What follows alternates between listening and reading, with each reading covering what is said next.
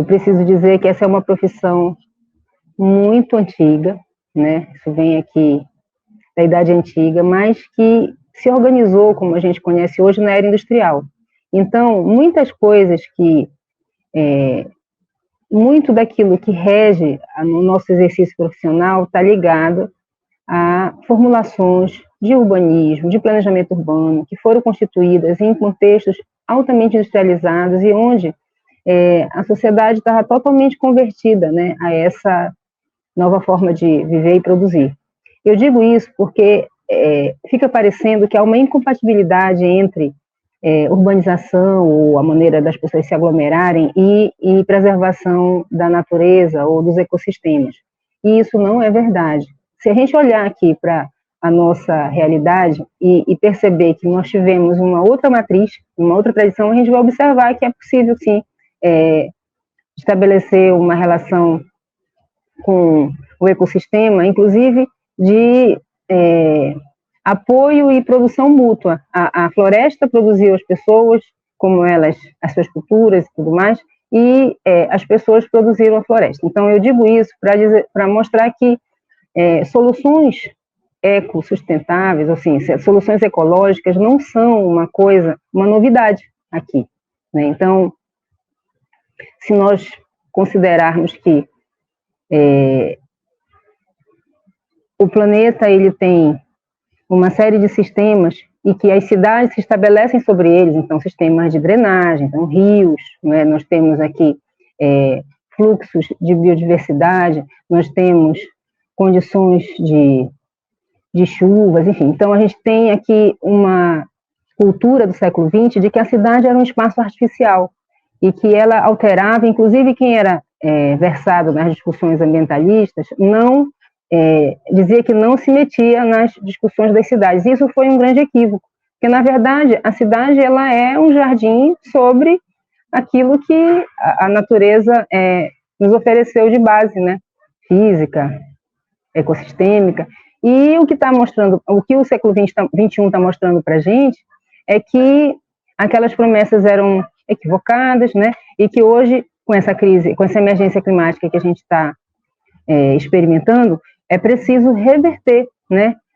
Ou reelaborar essa nossa forma de nos relacionarmos. E isso está começando nos países mais ricos, com uns ajustes que eles estão fazendo, mas, na verdade, sem mudar muito a questão fundamental, que é um apelo muito grande para um consumo, né, progressivo, uma questão de crescimento econômico e tal, que pressupõe a continuação ou a ampliação das emissões e das formas de extração, né, de insumos do planeta. E aqui a gente observa que, desde muito tempo, nós podemos viver com o uso de biomateriais, que é o que está todo mundo recomendando. Então, se a gente pensar no Francis Kéré, aquele rapaz, o arquiteto de Burkina Faso, que ganhou o Pritzker, que é o equivalente ao Nobel da Arquitetura ano passado, ele ganhou produzindo uma arquitetura de terra com bambu. A gente tem a Yasmin, agora eu esqueci o sobrenome da arquiteta paquistanesa, que também foi muito homenageada recentemente. A gente vai ver que ela trabalha muito com bambu. Então, aqui, a gente teve uma cultura toda de trabalho com a madeira e, no entanto, isso nem é reconhecido como bioconstrução, porque a gente não sistematizou. E, inclusive, a gente tem perdido a madeira, né? E a expertise, a capacidade de muitas pessoas que sabiam trabalhar muito bem na carpintaria a respeito disso. Então, a gente tem perdido, né, essa expertise. E seria muito legal se a gente pudesse retornar, entender o arranjo produtivo todo, que a gente tem que começar lá na regeneração da floresta, para que a gente possa também ter pessoas que dependam disso e mantenham esse saber, e a gente começar a reelaborar as nossas construções. Se a gente pensar na Europa do Norte, a gente vai ver que eles estão fazendo edifícios de madeira, né? E a gente aqui, que tinha madeiras de grande resistência, né, nem cogita trabalhar com isso. Então, estão eliminando, por exemplo, o uso do concreto, que é extremamente, a produção do cimento, né, é extremamente emissora, né, de CO2, e a gente tem movimentos que estão também pleiteando a redução do uso do aço, enfim. Então, os biomateriais são à frente do futuro. E a gente está cercado de biodiversidade aqui e não está desenvolvendo estudos para que a gente possa transformar isso, né, numa possibilidade de ação em larga escala. Outra questão são as infraestruturas. Então, também lá daquela era industrial, a gente aprendeu que é preciso colocar redes técnicas, já tem que ter uma determinada formulação de drenagem, tem que trabalhar com determinado tipo de pavimentação asfáltica, não sei o quê. E isso também está se mostrando extremamente caro, né? E muitas vezes incompatível com determinadas características que a gente precisa dar à cidade para que ela se adapte agora a essas novas condições de intensificação de chuvas, aumento do volume das águas. A gente tem agora muito mais incidentes, né, e tendência de eventos extremos, ou de calor, ou de inundação, do que nós tínhamos no passado. Então, a gente precisa agora trabalhar uma adaptação, e essa adaptação requer permeabilidade do solo, ela requer drenagem sustentável, que é aquela que é baseada na compreensão dos movimentos da água no relevo que a gente dispõe e com uma certa tecnicidade que é muito, muito bem camuflada para a gente criar situações de acumulação dessa água, porque tem vários movimentos que precisam ser compreendidos. A gente tem que fazer essa água reduzir velocidade, e a tubulação que a gente colocava na cidade leva ela imediatamente do ponto mais alto ao ponto mais baixo. Então, isso causa, né, a inundação muito rápida. Então, hoje a gente tem que desacelerar essa água, reter essa água, criar condições para que ela ali seja absorvida, quem recebe essa água, poder realmente manter aquela água no lugar, né? E também ali oferecer condições para que ela evapore. Então, a gente teria que ter um desenho totalmente novo, e, inclusive, repensar a nossa relação com o setor imobiliário, que tende a tentar preencher todos os espaços. E a gente precisa muito dos interstícios. As áreas vazias, permeáveis, elas são estratégicas para a gente enfrentar esse novo tempo, né? E isso permitiria, inclusive, muito mais presença de vegetação, massas vegetais que refrigerariam, né, a temperatura, que também despoluiriam, enfim. E a gente, para poder criar, consolidar essa convergência, a gente precisaria pensar nos veículos, que a gente se tornou totalmente dependente, colocou a cidade muito dependente no nosso contexto aqui, dos veículos individuais, e isso não foi assim nos outros lugares, nem lá naquelas sociedades altamente industrializadas, isso foi assim. As cidades se consolidaram com transporte de massa, né, para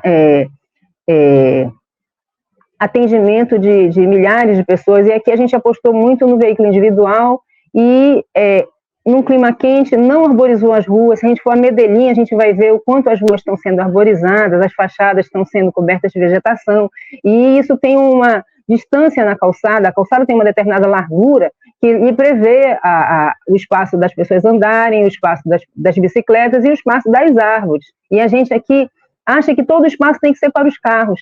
E em muitas cidades, a história é compor todas as possibilidades de transporte possíveis. Então, eu posso andar de bicicleta, eu posso andar a pé, eu posso andar num ônibus pequenininho, eu posso andar num ônibus maior, num trem, num metrô, num VLT, enfim. E tudo isso articulado e também orquestrado para que as pessoas paguem a mesma tarifa. Então, aqui a gente ainda tem muitas coisas que vai precisar planejar, ver de uma forma sistêmica, para que a gente tenha um avanço, né, e uma recuperação, né, das capacidades que nós tínhamos no passado, no sentido da gente estar um tanto mais bem adaptado às condições do nosso ecossistema. Então, se a gente pensar que no final do século XIX, uma cidade como Boston já fazia o colar de esmeraldas, quem puder entrar na internet vai ver que era uma área como as nossas baixadas, que foi transformada em um parque, né, estrategicamente para que aquilo ali se mantivesse como uma área para retenção das águas e tal. Então, aqui nós ocupamos as nossas baixadas, e isso significa que hoje a gente tem milhares de pessoas que estão sob risco, né? E isso também significa que nós tínhamos que ter uma responsabilidade, uma ação cruzada, onde nas áreas mais altas nós tivéssemos que garantir a permeabilidade da água e não pavimentar tudo como nós fazemos, que são as áreas mais nobres, as áreas mais edificadas, mais cobiçadas pelo setor imobiliário, e onde a gente preenche totalmente, porque onde é que eu estou aqui falando do bairro do Marco, a gente vai observar que está tudo muito ocupado, e esse aqui é um ponto alto onde eu tinha que ter o máximo de retenção de água. Então, aquela recuperação dos quintais, a criação de estratégias de drenagem nos espaços públicos, a ampliação desses espaços públicos nas áreas mais altas seria uma boa iniciativa. Então, quando a gente pensa em estacionamento de shopping, aquilo não podia ser totalmente impermeabilizado, a gente tinha que começar aqui a trabalhar com novos materiais, novas concepções e, como eu falava a princípio, distribuir isso entre o público e o privado. Então, no público eu posso ter a ação nas vias, criar células, né, de retenção de água, que a gente pode cavar nas ruas com materiais que fazem aquela água, assim, como se fosse um quadrado. A gente tem alguns colegas no Brasil que são especialistas nisso, e isso eu aprendi com um colega da Federal do Ceará, o Newton Becker, né? Então, a gente pode fazer células de biorretenção, colocando aqui uma determinada superfície cavada na rua com materiais de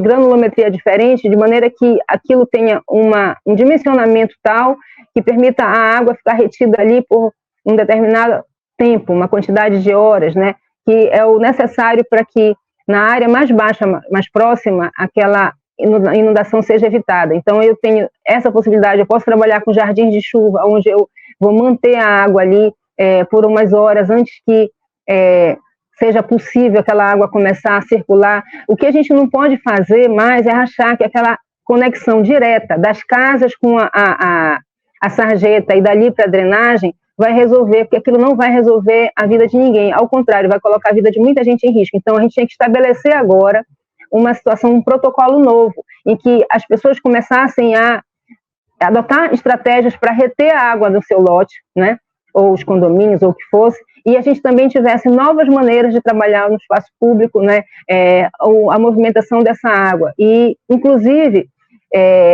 pensar que nas áreas de várzea, nas áreas de baixada, a gente pudesse manter essas áreas, né, desocupadas, para que elas funcionem como enormes áreas de retenção naqueles momentos em que as chuvas estiverem mais intensas e quando a gente começar a assistir a elevação do nível do mar, porque isso aí é uma questão só de tempo, né? Então, não é só do mar, é dos rios também. Então, a gente vai ter aqui uma nova formação, né, na cidade toda, e a gente ainda não está pensando, né, em como se preparar para isso. A gente tem que trabalhar nas áreas altas, aumentando ao máximo a possibilidade de eu ter essa água sendo absorvida horizontalmente. Ela não tem que descer, ela não tem que circular mais nas ruas, porque ela vai para aquela área mais baixa que já está sobrecarregada também com a drenagem. Pense que a drenagem ela é uma tubulação direta que vai levar ali para o ponto mais baixo, né? E instantaneamente, praticamente, entrou, saiu lá. Então, a gente, se também pelas ruas tiver tudo impermeabilizado, as ruas, a superfície também vai levar direto, né, rapidamente, essas águas para os pontos mais baixos. Então, a gente teria aqui, como permitiu que as áreas mais baixas fossem muito ocupadas e por uma população que é justamente aquela que é mais vulnerável e do ponto de vista econômico vai sentir mais o impacto do alagamento, pessoas que ficam com a água pelas portas, né, assim, no nível da altura das portas. Então, isso para eles é de um impacto brutal. Então, a gente tem essa, digamos assim, dívida social aqui em Belém. Então, nós precisávamos começar a definir estratégias de controle urbanístico que pudessem socializar essa responsabilidade, né, em razão da observação de que a cada ano temos períodos de chuva mais intensa e concentrada. Então, trabalhar essa questão da responsabilidade, né, coletiva, ela podia ser um novo caminho. E, da mesma maneira, era trabalhar a concepção que a gente tem mantido aqui de drenagem, né? Então, essa drenagem que a gente chama de cinza, que está relacionada às grandes obras, ela teve um bom dimensionamento, mas ela não será suficiente para o que a gente vai precisar enfrentar. Então, a gente precisa começar a trabalhar com outras estratégias, né, praticadas na superfície, que possam também fazer esse manejo que eu falava, né, reduzir a velocidade da água, reter aquilo por algumas horas, até que a gente tenha a maré, né, reduzida ou tenha as chuvas, né, cessadas, fazer com que também existam melhores condições para que ali haja absorção. A gente vai ter que trabalhar tecnicamente, né, a interface da água com o solo. Então, lá em Belo Horizonte, depois de muitos anos de desastres, eles estão fazendo jardins de chuva por toda a cidade, né? Então, muitos espaços, esquinas, estão recebendo pequenos jardins de chuva que eles têm um tratamento, né, especial nessa interface da água com o solo, com materiais, com camadas, né? E no final das contas, plantas, que aí também fica bonito, só que a gente precisa que a população aprenda que aquilo não é local para colocar lixo, aprenda que todo mundo precisa manter aquelas plantas vivas e bonitas, porque aquilo ali é uma estratégia de sobrevivência para todos. Enfim, então, foi feita uma promessa de que alguns serviços eles iam ser garantidos para a população e que ela não ia precisar se ocupar, até porque muita gente trabalha muito, é muito ocupado, enfim. Então, a gente tem que começar a rever esse nosso pacto social e, eventualmente, dar mais tempo para as pessoas terem como cuidar também daquilo que é o seu cantinho, né? E, assim, a gente potencializar uma nova condição de cuidado também com a cidade, para benefício de todos.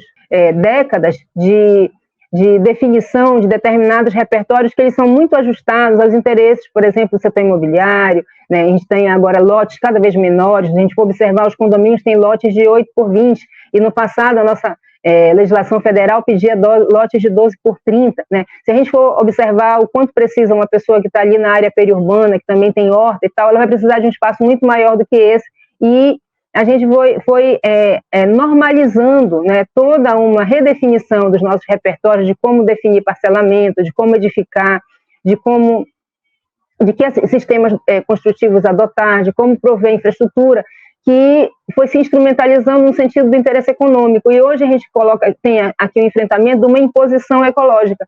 E vai ser necessário observar que algumas coisas eram já solucionadas com um custo muito menor, né, mas com uma intensidade de ocupação também menor. Então, são encruzilhadas que a gente vai enfrentar, né, daqui para frente, e eu espero que a gente tenha a sensatez, né, de não tentar somente copiar o que vem de fora, porque cada lugar tem uma formação, um processo histórico diferente, né, e também as suas desigualdades e impactos acumulados diferentes. Então, aqui a gente tem nós temos que nos entender muito bem para que a gente possa selecionar, né, o que do passado a gente vai reativar em termos de soluções e que novas soluções a gente vai buscar a partir das coisas que estão sendo desenvolvidas nos diversos países do mundo, que já estão muito mais preocupados com essa questão da adaptação às mudanças climáticas.